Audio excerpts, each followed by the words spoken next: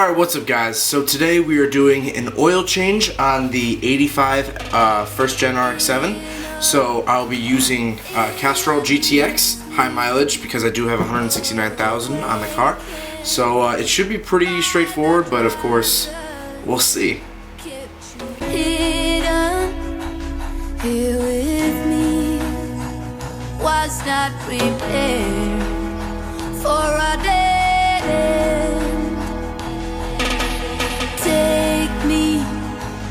Take me downtown tonight. I want to forget. I want lights to blind. Alright guys, so the oil change is done. I used, I think it was 5.3 quarts of 10W40.